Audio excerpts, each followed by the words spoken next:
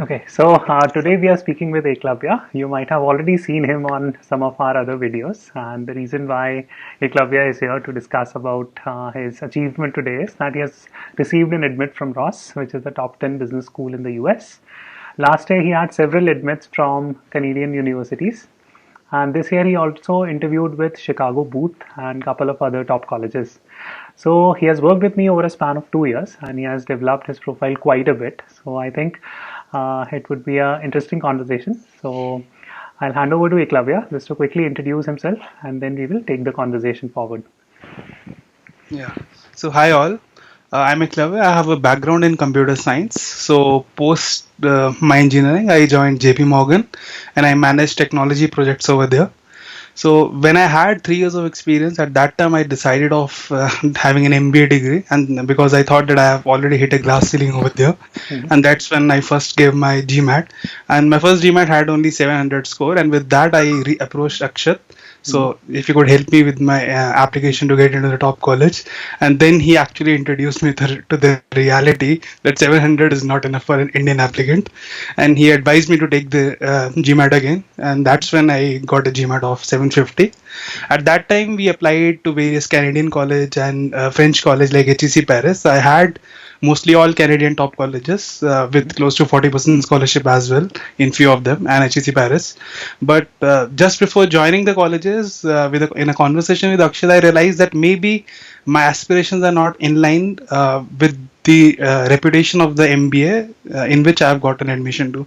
So Akshat advised me and motivated me to defer all those admissions. Although it was a risky decision for both of us Mhm. because having an admission from 5 6 colleges and deferring all of them was a bit difficult. But then we decided that we'll take this path, and finally we continued building my profile over a period of 2 years, and finally I have the results. I got into Ross. Mhm. I did had an interview with Columbia, Chicago, and a few others as well. Mhm. Okay, so So just a that's quick note. So people who are watching it, watching about MBA admissions for the first time, they might not know what deferral is or a deferred admission is in a way. So basically a deferral means that you apply to a business school, you get in, you pay the deposit and then you tell the school that hey, I don't want to join this year. I am postponing my admission to next year. And in the next cycle, you end up applying to a bunch of other schools, and if you get a better offer, then you take that up. Right, so that's you lose out a year. That's the downside. The upside is that you have a chance of going to a better business school. So that's what Eklavya basically did, right?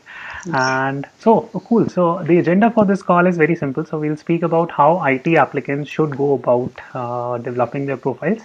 And there's no better example than Eklavya, who has already received admits from good 5 6 colleges and has interviewed. I cannot even imagine how many 10 12 interviews, right? So yeah. So basically, Eklavya is a perfect guide for you guys to take a look at. Eklavya also mentioned a very interesting point that if you're an IT applicant and if you have a low GMAT, then that's a very risky proposition. So do try to retake your GMAT if you're a IT applicant and try to hit a very high GMAT score. Okay? So it all comes down to the profile. Cool. So Eklavya, what we can start by speaking about is that if you're an engineer or an IT applicant or a tech applicant, then what are the major challenges that you will face along your MBA journey? okay. So the major challenge as an IT applicant, which everyone will face, is the uniqueness in their profile. Mhm. Because on paper, every Indian IT male will look similar. We all do the similar kind of projects. We all deliver the same kind of results. So having that uniqueness is a bit difficult. Mhm. And for that, we can do multiple things. The first thing I would suggest to all is approach Akshat. He will tell you what to do, as he Okay. did for me.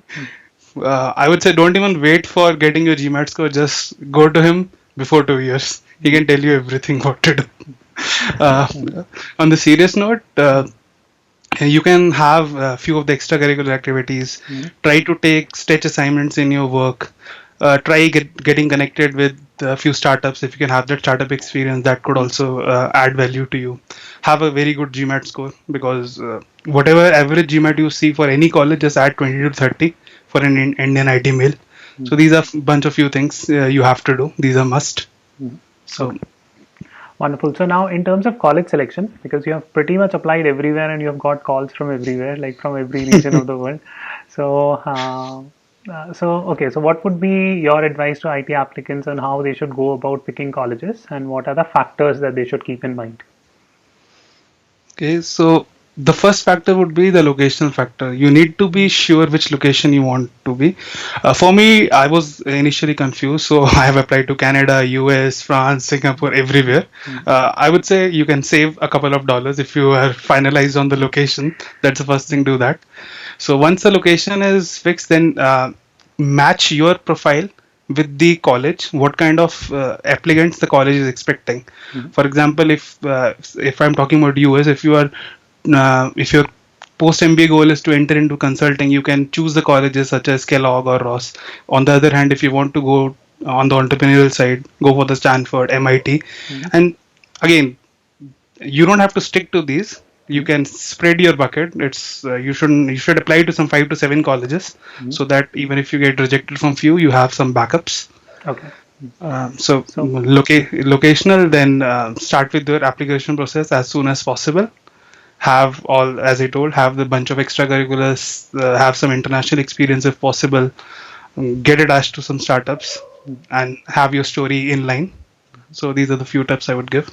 okay, so in your case, why have you decided to go to US now, and why not Canada? Because you had bunch of options of studying in Canada. So Uh, why did you choose US over Canada? Okay, so the major reason for me was when I was comparing specifically the brand value of these colleges. Not to say that Canadian colleges are bad, they are really good. But if I see, say, a top college in Canada, be it McGill or Rotman, if you see Financial Times ranking per se, it has 85th rank, which is the top Canadian college. But if you compare it with the US counterparts, it comes in the top 10. Uh, as a matter of fact, the top US college is top in the world as well. So the brand recognition was difficult. And secondly, when I was talking about my Canadian programs at my office, I saw that be it my manager or my colleagues, no one were aware of these colleges. But when I talk about the US colleges, everyone is aware. So if anytime you have to come back to the country, at that time brand recognition would be important. If you're sure that you will be settling in Canada throughout your life, then obviously just go to these colleges.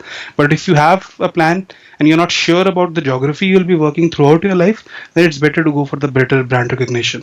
And apart from that, the market in US is better compared to the Canada, and the kind of jobs and the companies which you will get access to in the US top colleges would be slightly better than the Canadian counterpart. So these are the few reasons why I thought that a US degree would serve me better. Okay, wonderful.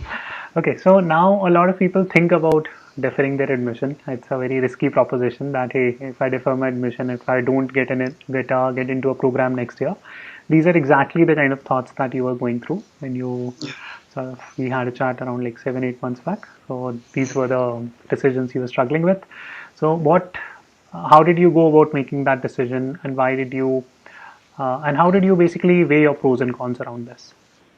So I would quote back your line, Okay. high risk, high benefits. Mhm. Okay. Because initially when we had discussion, you clearly told me the chances of getting into the top college is less than 20% or 30%. Mhm. But it is worth taking the risk, and I just went by your words Okay. because there was merit in them. Okay, man. All right. So let me ask this question in slightly different manner. Okay. So how have your thought process evolved as you have progressed through this MBA journey? I know this is a slightly more, philosophical question in a way, but what improvements you have seen in yourself, and what advice would you have for applicants who are like just starting their journey of applying to business schools? So the first thing is that I have a better profile compared to what I was having 2 years. Mhm. Apart from work, I'm associated with multiple other things on the extracurricular front, be it an entrepreneurial venture, be it working for non-profits and various other spheres. So I have a refined profile. Mhm. Apart from that, I'm much more confident after facing so many interviews, Mhm.